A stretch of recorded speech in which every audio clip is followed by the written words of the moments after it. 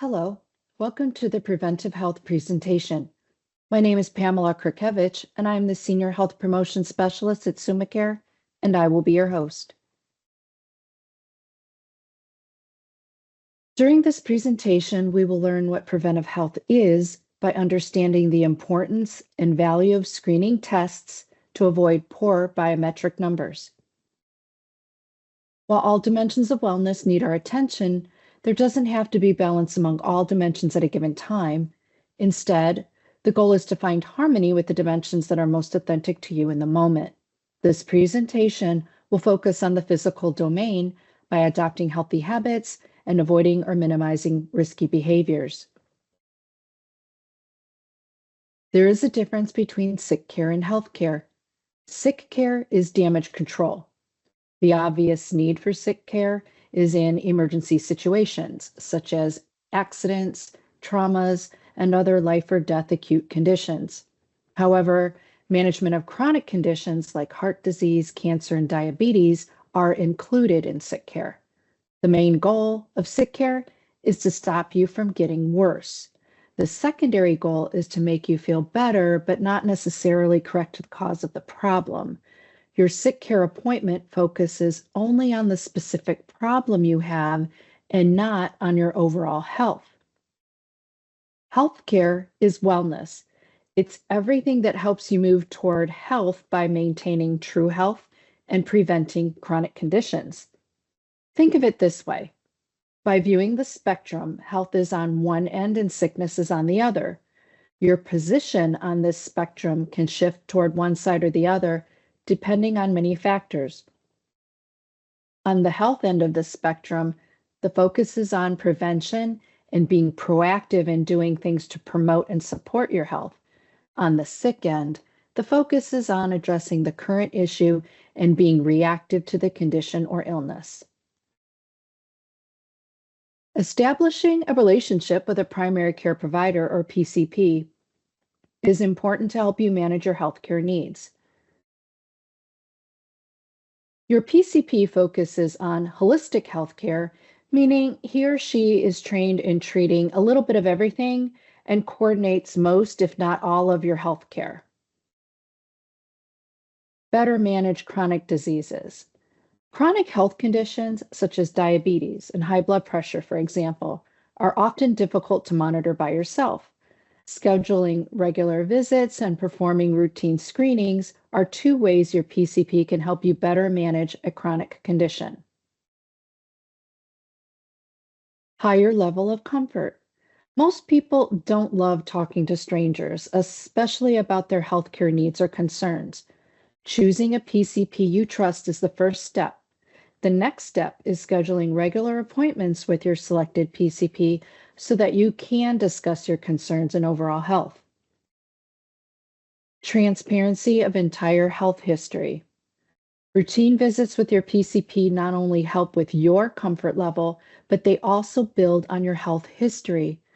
Knowledge of your health history, as well as your family health history, is important for the prevention of conditions and also helps your PCP catch early symptoms of potentially serious conditions. Lower overall health costs. Attending regular appointments with your PCP can cut overall health costs. Routine preventive screenings helps to identify symptoms before they get worse or lead to debilitating health conditions. Catch health issues early. While routine screenings may find certain symptoms of health issues before they become larger problems, your PCP also knows you well enough to ask the right questions to help detect other health conditions early. Referrals to other medical specialists. Chances are your PCP has helpful recommendations for specialists since he or she is familiar with how you prefer to participate in your health care. Decrease in hospital and ER visits. Patients who regularly visit their PCP have fewer hospitalizations and emergency visits than those who do not. Last, Better patient-provider communication. Communicating your health wants, needs, and concerns are important for your PCP to address your health appropriately. Likewise, your PCP should also feel comfortable holding honest conversations with you regarding their concerns and thoughts about your health.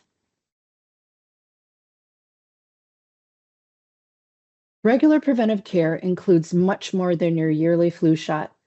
Screenings, blood tests, counseling, and other health checks help keep both your body and your mind in good condition. Screening refers to tests and exams that are used to find a condition in those who don't have any symptoms. They are predominantly based on age and gender. What do the numbers mean? The biometric numbers listed help you and your PCP to identify risks that could potentially lead to serious conditions. Knowing these numbers helps to manage your risk. Those risks include high blood pressure, high cholesterol, high blood sugar, overweight, or obesity issues. In addition, these numbers may reveal unknown conditions that may be developing. Knowing your numbers can help you and your PCP to monitor your identified conditions. Blood pressure is defined as the force that pushes blood from the heart throughout your body. Top number systolic is the pressure when the heart is pushing oxygenated blood out to the body. The bottom number diastolic is the pressure when the heart is relaxing between beats and refilling with oxygenated blood from the lungs. The 5 blood pressure ranges, as recognized by the American Heart Association, are: normal is less than 120/80. If your results fall into this category, stick with heart-healthy habits like following a balanced diet and getting regular exercise. Elevated blood pressure may develop to high blood pressure unless steps are taken to control the condition. Hypertension stage 1. At this stage, healthcare providers are likely to prescribe lifestyle changes and may consider adding blood pressure medication based on your risk of cardiovascular disease, such as heart attack or stroke. Hypertension stage 2. At this stage, healthcare providers are likely to prescribe a combination of blood pressure medications and lifestyle changes. And last, hypertensive crisis. This requires medical attention. If your blood pressure readings suddenly exceed 180/120, wait 5 minutes and take your blood pressure again. If your readings are still unusually high, contact your healthcare provider immediately or go to your nearest emergency department to be evaluated. If your blood pressure is higher than 180/120 and you are experiencing any signs of possible organ damage, such as chest pain, shortness of breath, back pain, numbness or weakness, change in vision or difficulty speaking, do not wait to see if your pressure comes down on its own. Call 911.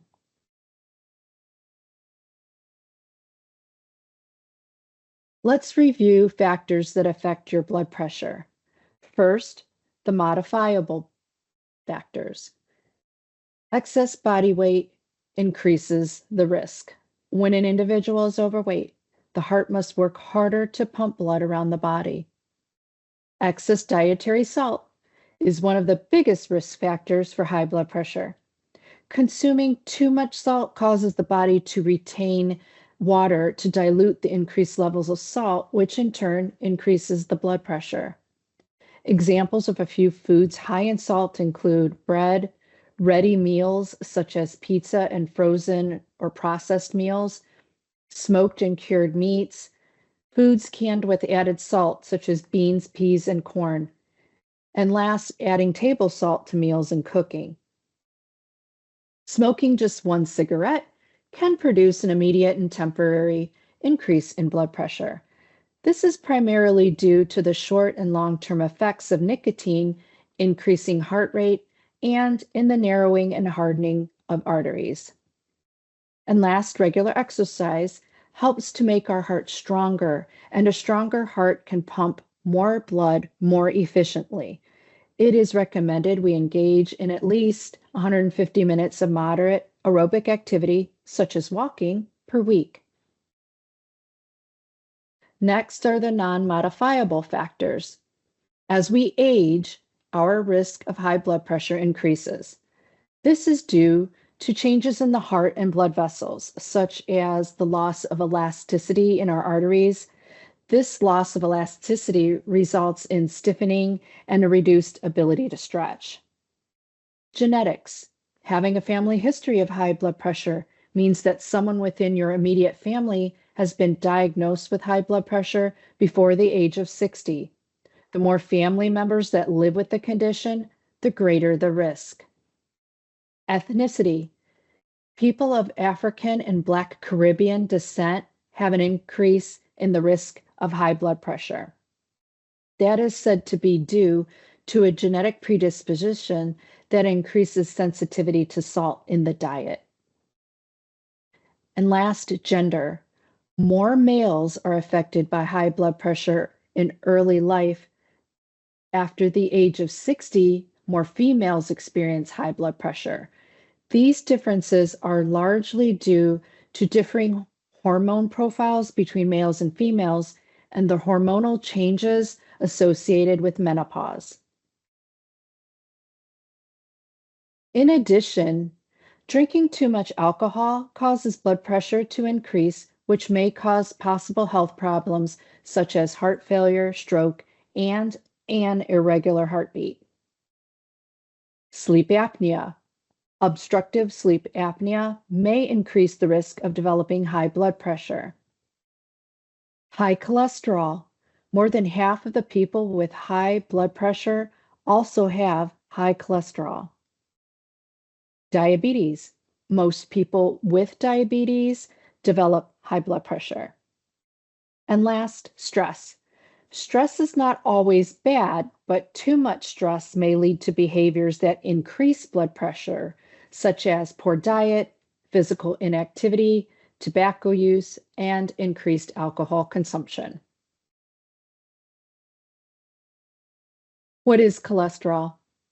Blood cholesterol is a waxy, fat-like substance made by your liver and is essential for making hormones and digesting fatty foods.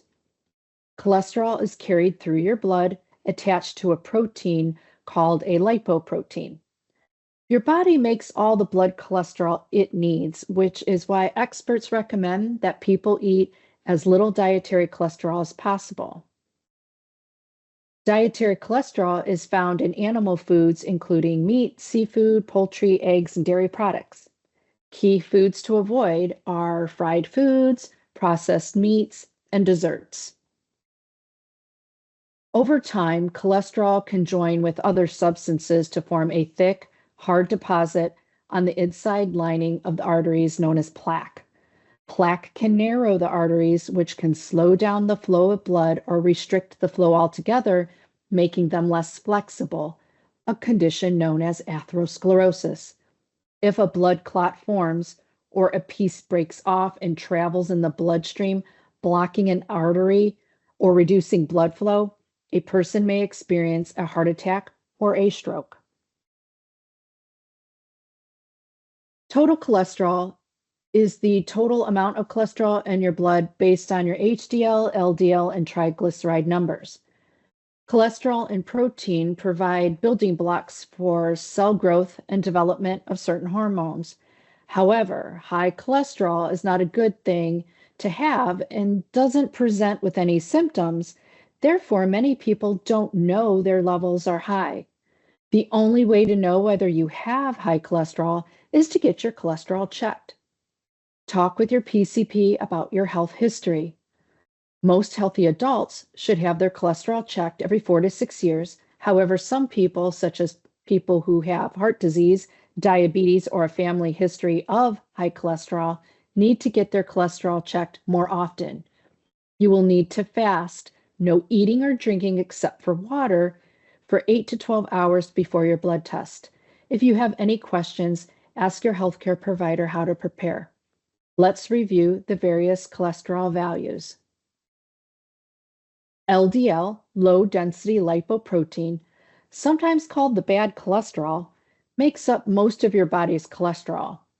When your body has too much LDL cholesterol, the LDLs can build up on the walls of your blood vessels, creating the plaque that was previously mentioned, which may cause heart disease or stroke. If you have high LDLs, your healthcare provider may recommend medication and lifestyle changes to lower your risk for future chronic conditions. The desirable range for LDLs is less than 100, but no greater than 130. HDL, high-density lipoprotein, sometimes called the good cholesterol, absorbs excess cholesterol in the blood and carries it back to the liver to be flushed from the body. High levels of HDLs can lower your risk for heart disease and stroke. If you have low HDLs, talk with your healthcare provider about specific lifestyle changes that may help raise your levels. The desirable range, minimal 40 for males and 50 for females, with greater than 60 being optimal to reduce risk. What are triglycerides? Triglycerides are a type of fat in your blood that your body uses for energy. Your body converts any calories it doesn't need to use right away into triglycerides stored in your fat cells. Excess triglycerides make our blood thick and sticky. The combination of high levels of triglycerides with low HDLs and/or high LDLs can increase your risk for health problems such as a heart attack. The desirable range is less than 150. What behaviors increase the risk for high cholesterol? Eating a diet high in saturated fat and trans fat. Obesity is linked to higher triglyceride levels, higher LDLs, and lower HDLs, which may lead to heart disease, high blood pressure, and diabetes. Not getting enough physical activity to manage one's weight. Aim to build more physical activity into your day. Smoking damages your blood vessels, making them more likely to collect fatty deposits or that plaque. Smoking may also lower HDL, your good cholesterol levels. And high blood pressure may also result in higher cholesterol readings if left untreated. All of the above risk factors may be slightly modified by following a better lifestyle, a low-fat diet, physical activity, exercise and stress management, and possibly with prescribed medication if needed. Let's review the risk factors that affect cholesterol levels, starting with the non-modifiable risk factors, those you cannot change. First, if you have a family history of high cholesterol, you are more likely to have high cholesterol. Your family history or genetic design may keep cells from removing LDL cholesterol from your blood efficiently or cause your liver to produce too much cholesterol. Second, ethnicity or race. Your place of origin and your body shape are factors that are ethnically derived, which is not in your control. Third, gender. Until around age 55 or until menopause, females tend to have lower LDL or bad levels than males do. At any age, males tend to have lower HDL or good cholesterol than females. The protective hormone is estrogen. Last, everyone's risk for high cholesterol goes up with age. This is because as we age, our bodies can't clear the cholesterol from the blood as well as when we were younger.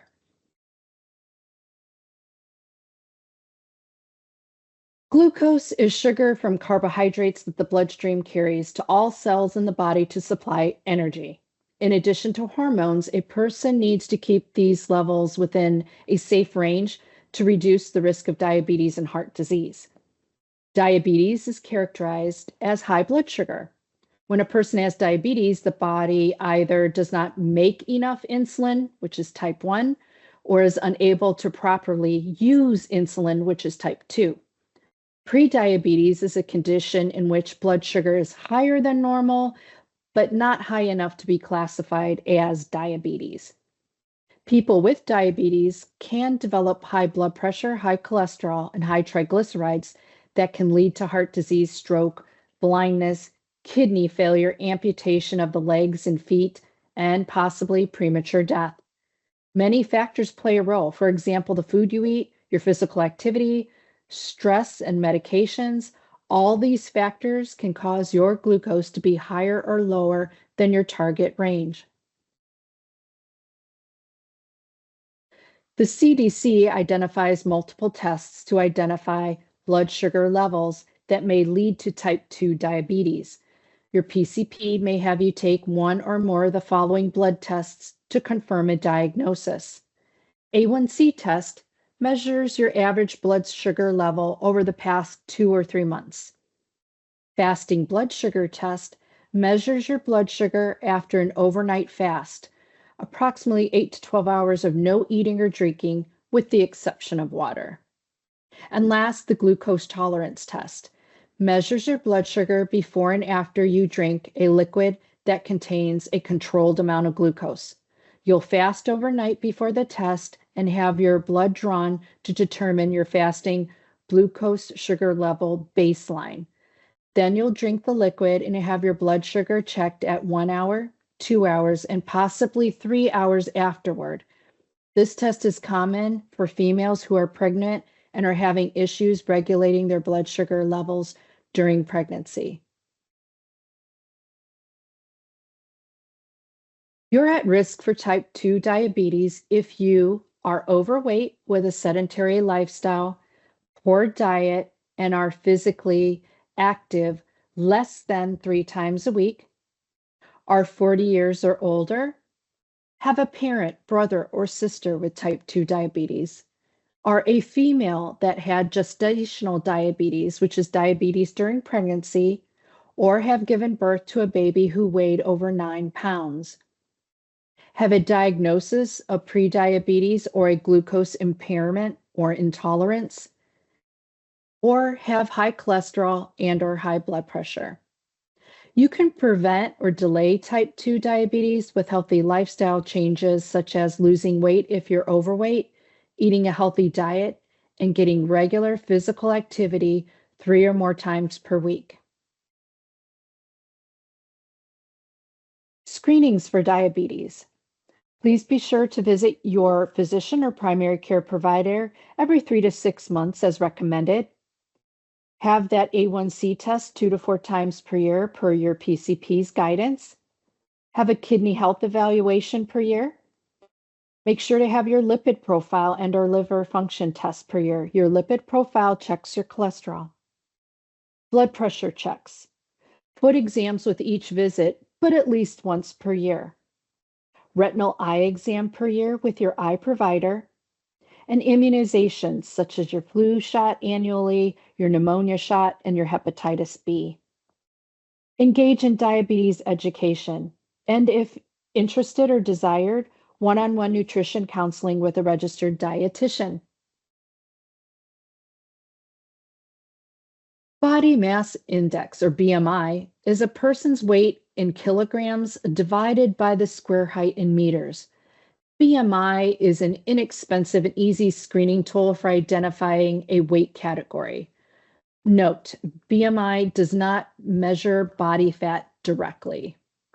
Here are the categories based on BMI calculations. Bioelectrical impedance analysis, or BIA, measures body composition based on the rate at which an electrical current travels through the body. Body fat causes greater resistance than lean muscle tissue, slowing the rate at which the current can travel. Is this evaluation safe, you ask? BIA devices are considered safe for most people. However, they should not be used by anyone with an electronic medical implant, such as a pacemaker or defibrillator. Also, most device makers recommend that pregnant females not use this tool. Experts generally agree that the accuracy of the measurement depends in part on the quality of the device and whether or not the person has fasted and is well hydrated. Skin fold measurements involve the use of a device known as a caliper. By pinching the skin and fat underneath the skin, pulling the skin fold away from the underlying muscle, and measuring the thickness of the skin fold with the caliper. This is done at numerous sites around the body. There are 5 common sites shown here. The skin fold measurements are added together and plugged into an equation along with your age. The technique is highly sensitive to how skilled the technician is at securing the skin and fat and pulling it away from the underlying muscle tissue. Improper technique can introduce error into the results. When it comes to tracking change over time, skin folds do pretty well. If skin fold measurements will be used to track a single person over time, the recommendation is a minimum of 3 months. However, 6 months is much better. Otherwise, the error rate may be higher than the change you will notice. Another way to estimate your potential disease risk is to measure your waist circumference. Excessive abdominal fat may be serious because it places you at greater risk for developing obesity-related conditions such as type 2 diabetes, high blood pressure, and coronary artery disease. Your waistline may be telling you that you have a higher risk of developing obesity-related conditions if you are a male whose waist circumference is more than 40 inches, a non-pregnant female whose waist circumference is more than 35 inches. Note, waist circumference can be used as a screening tool, but is not a tool to determine body fat content or the health of an individual. Large medical associations around the U.S. agree that the best way to screen for osteoporosis is a DEXA scan. This test evaluates the levels of bone density in various parts of your body. The DEXA scan is painless, more accurate than a standard X-ray, and emits far less radiation, providing very accurate readings. The bone density is commonly measured at the spine, hip, and/or wrist, and the scan typically takes less than 15 minutes. All females aged 65 years or older should have a bone mineral density screening. Males can also develop osteoporosis and should consider a screening at age 70 and older. Females who are younger than 65 years and past menopause should have a BMD screening if they have ever had a bone fracture as an adult due to fragile bones or based on risk factors for osteoporosis. After your screening, talk with your healthcare provider about when you should be screened again. How often will depend on your age, the results of your previous DEXA scan, and your individual risk of fracture. About 54 million Americans have osteoporosis and low bone mass. Let's review some warning signs that you may have osteoporosis. Poor, hunched, or slouched posture.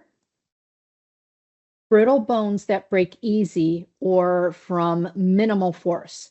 If your mother or father broke bones as an adult, you may be at risk for osteoporosis. Loss of height, either from the loss of bone or slouched posture, which may be due to stress fractures. Stress fractures are very thin cracks in bones that can occur when the bones experience minimum traumas, like falling down or bumping into hard surfaces. And last, back pain caused from easily fractured vertebrae and the curving and weakening of the spine. These symptoms may creep up on you, so it's important you take easily fractured bones and a change in posture and height seriously. A mammogram is an X-ray of the breast and surrounding tissue. For many females, mammograms are the best way to find breast cancer early, when it is easier to treat and before it is big enough to feel or cause symptoms. Regular mammograms can lower the risk of dying from breast cancer. When you have a mammogram, a radiology technician positions and compresses breast and surrounding tissue between two clear plates, which are attached to a highly specialized camera that takes two pictures of the breast from two directions. For some patients, more than two pictures may be needed to include as much tissue as possible. Mammography can be painful for some females, but for most, it is mildly uncomfortable and the sensation lasts for just a few seconds. From start to finish, the entire procedure takes about 20 minutes. Mammography involves minimal radiation exposure. A screening mammogram is about the same amount of radiation a person gets from their natural surroundings in an average 3-month period. Tips for getting a mammogram. Try not to have your mammogram the week before you get your period or during your period, as your breasts may be tender or swollen. On the day of your mammogram, don't wear deodorant, perfume, or powder. These products can show up as white spots on the x-ray. And last, be aware that you will need to undress from your waist up for the mammogram. Genetic factors for women. Gender. Breast cancer usually occurs nearly 100 times more often in females than males. However, more than 2,800 males are diagnosed with breast cancer each year. Age. 2 out of 3 females are diagnosed after the age of 55. Race. Diagnosed more often in Caucasian females. Family history and genetic factors. If your mother, sister, father, or child has been diagnosed with breast or ovarian cancer, you have a higher risk of being diagnosed in the future. Your risk increases if your relative was diagnosed before the age of 50. Personal health history. If you have been diagnosed with breast cancer in one breast, you have an increased risk of being diagnosed in the other breast in the future. Menstrual and reproductive history. 1. Early menstruation before age 12. 2. Late menopause after 55. 3. Having your first child at an older age. Or 4. Never have given birth can also increase your risk.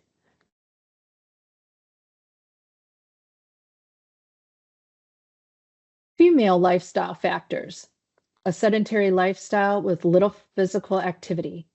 A diet high in saturated fat and lacking fruits and vegetables, being overweight, frequent consumption of alcohol, having had radiation therapy to the chest before the age of 30, menopause, and taking combined hormone replacement therapy can increase your risk and increases the risk that the cancer will be detected at a more advanced stage. Male risk factors.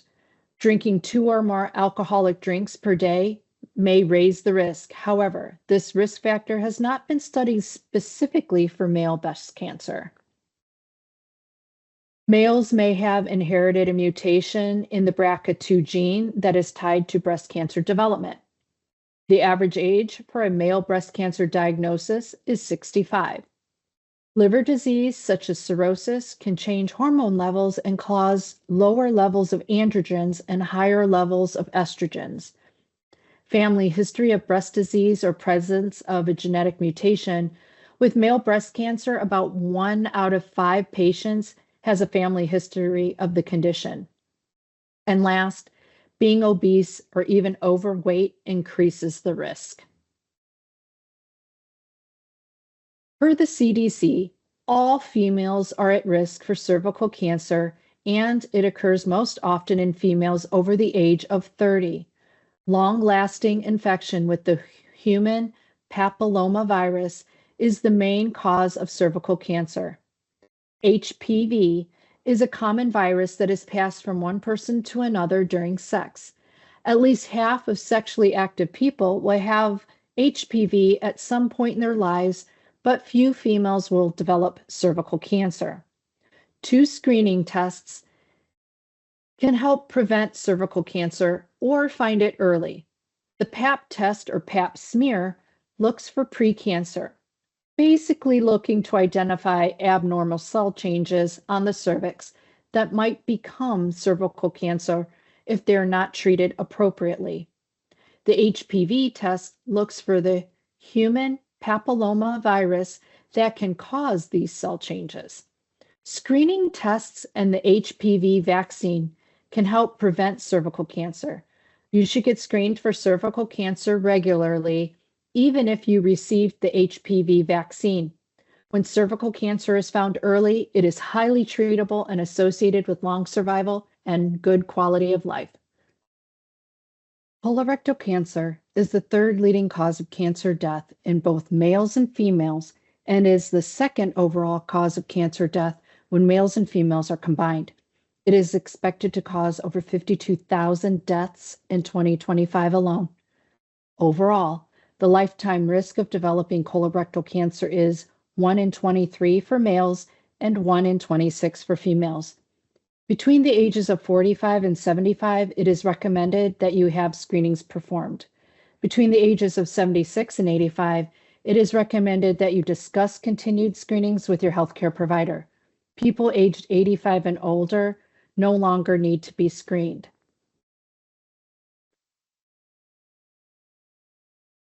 Stool-based tests are low cost and can be done at home. There is no need for bowel prep. However, they should be done more often. If a test is abnormal, a colonoscopy is recommended. These types of tests are unable to identify the presence of polyps. The most common test is the FIT test.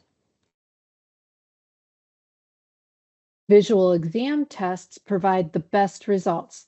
They require bowel prep and are performed in either a healthcare provider's office or facility, depending on the test chosen. Only a colonoscopy can remove polyps for testing.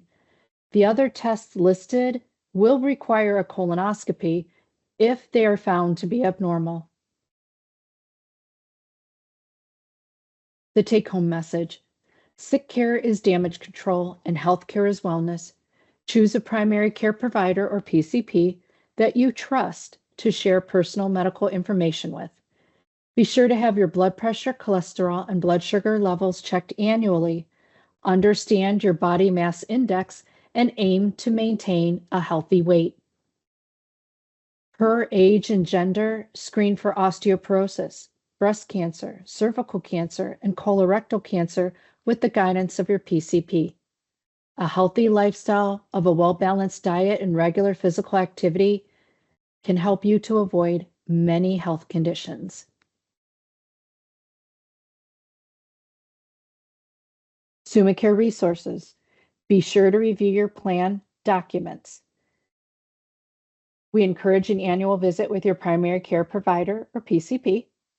We offer condition and care management, that is guidance if you are diagnosed with a chronic condition or if you have complex needs. Health coaching. This is a telephonic health coaching module for lifestyle behavior management. WebMD Health Manager provides education, health trackers, goal setting, and a health assessment. This is accessed through Plan Central. 24-hour nurse line. Nurses are available 24/7, 365 for your medical questions. Teledoc Health. This is a telemedicine feature while traveling or in need for minor medical issues or concerns. Smoking cessation. We have our Quick Care program, which is a telephonic coaching program that also offers limited nicotine replacement therapy. And last but not least, Husk Health and Wellness discounts, access to discounted health memberships, nutrition programs, and educational resources. Here are the resources that were pulled to create this presentation. I thank you for your time and be well. And as always, follow SummaCare on any of the social media platforms listed below.